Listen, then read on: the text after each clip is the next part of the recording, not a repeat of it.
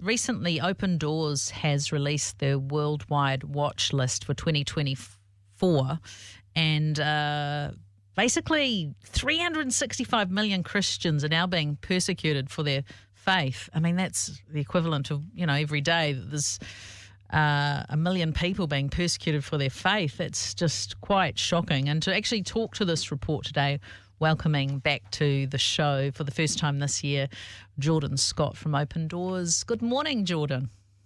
Hey, Lizzie. Thanks so much for having me. Always nice to start the day with Star. Oh, thank you. We enjoy you being with us too. Now, this report's, I know you kind of live and breathe this stuff, but, each time I read one of these things, I always find it pretty shocking. I guess, like, for you and I and the listeners, it's easy for us to be Christians for the most part, isn't it, Jordan? But, you guys have gathered this data telling these shocking figures of 365 million Christians being persecuted for their faith. Firstly, how do you guys actually get this kind of data? It must be quite difficult. Yeah, I know you mentioned that this is my world, but I also don't get used to it. Every time I see this stuff, it kind of, hurts my heart all over again. I think it's part of being connected. The more connected I am to it, the more it hurts. Yes. Reading this stuff. So, the process of compiling the World Watch List is actually really rigorous. It takes the input of thousands of people through some pretty extensive in-country networks, but also outside of country networks.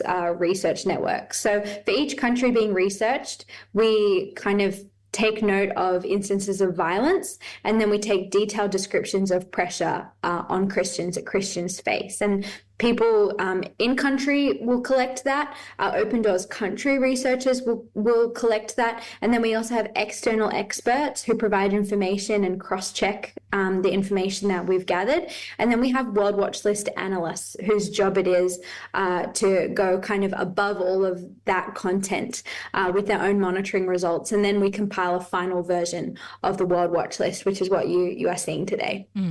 So, Jordan, tell us about some of the key findings for this year's World Watch List.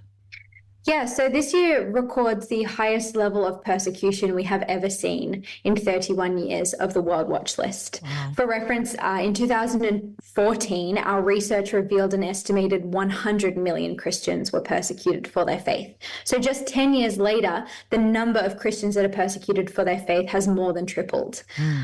Because the World Watch List 2024, as you mentioned, reveals an estimated 365 million Christians that are persecuted for their faith. So that's 1 in 7 Christians that face high or extreme levels of persecution just for their decision to follow Jesus. So that's actually a really alarming rise just in 10 years. And one significant driver of this rise in persecution is actually the rise of Islamic extremism, particularly in Africa, which has released a new wave of violence against Christians.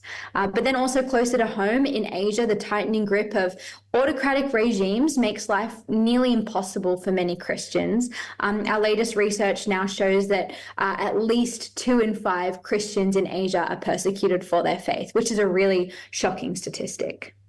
So when you get this data, obviously you guys compile this report and we talk about it. What sort of interest do you get from mainstream media? Yeah, actually, this year, more than I expected, which is really interesting. I think because we saw a 7-fold increase in church closures, with China and India being the 2 countries that contributed to that. They actually contributed to 83% of the attack or closure incidents in all countries in the World Watch List. And I think China and India are both significant trading partners for Australia. So we actually got some interest from mainstream media, just trying to understand these countries that are kind of close to home for us. We do a lot of trade with them.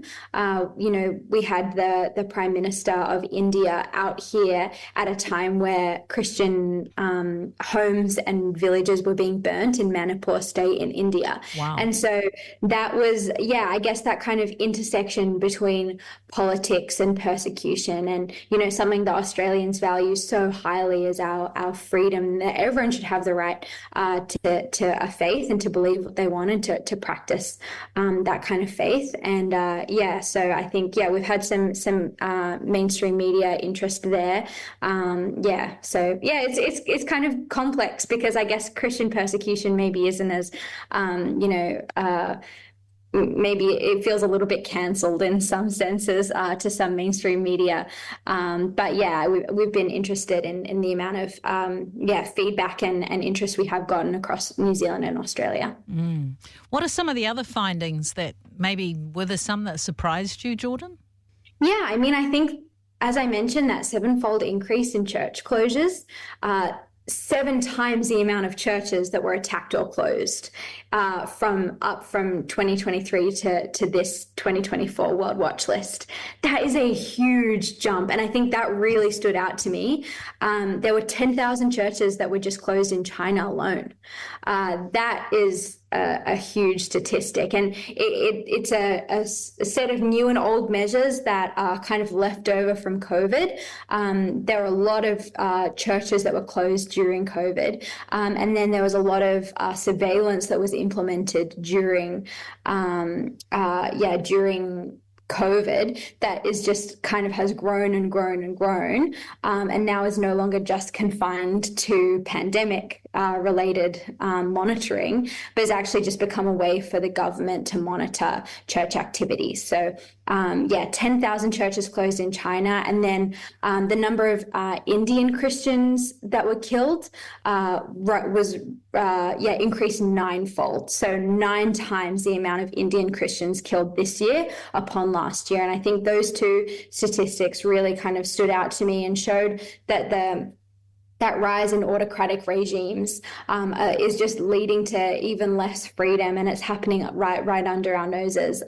Most Christians most people in general in New Zealand would feel like maybe India and China is not too far away from them and from their reality. I think just seeing the closeness of it was a little bit concerning and frightening for me.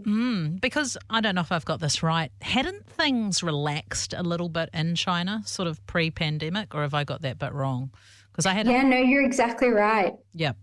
Yeah, so there's actually a lot of teenagers now in China who are experiencing persecution for the very first time.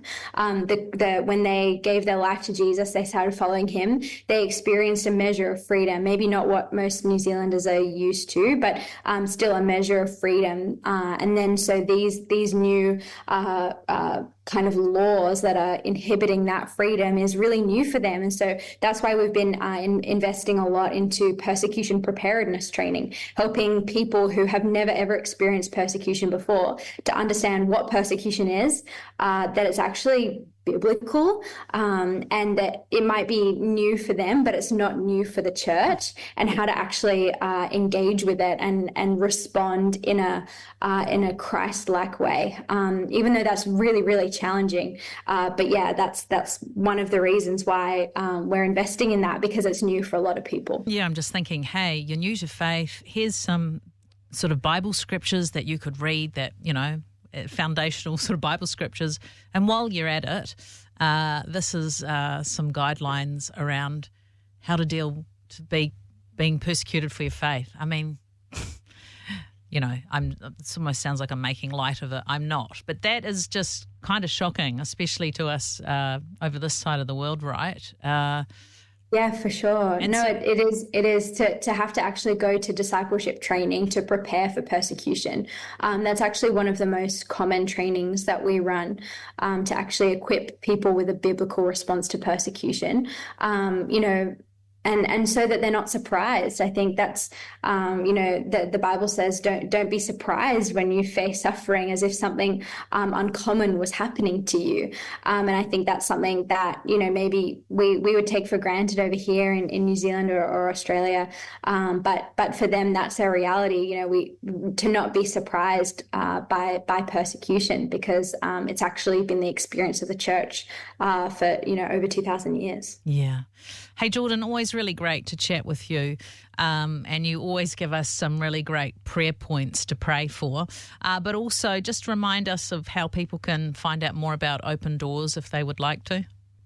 Yeah, for sure. I mean, I think one amazing, way to pray is to kind of learn, to go onto the World Watch List. You can find it at opendoors.org.nz, and you can actually look through the World Watch List and read, and there's prayer points on our website. So you can, read about a country, read what kind of persecution they face there, the reality for Christians in that country, what the church is like there, and then you can pray a specific prayer point for that country. So if you just navigate around our website, that's one really great way to kind of learn and pray at the same time. And the more you learn, the more specific you can pray. And I think that's what I enjoy doing, is being able to pray kind of specific things for specific countries. But yeah, we've got some great resources on our website that can help you to learn more, and also to help you connect with your persecuted family. And yeah, if you did want to support the persecuted church financially, we do have so many ways to support them. As I mentioned, sometimes it's persecution preparedness training, sometimes it's practical help or discipleship or spiritual support, or even trauma care for those who are suffering persecution. So you can directly help those in need, and you can support the most persecuted by heading to opendoors.org.nz. Thank you for watching. Hope you enjoyed it. Don't forget to click on like, subscribe, and notifications. See you next time.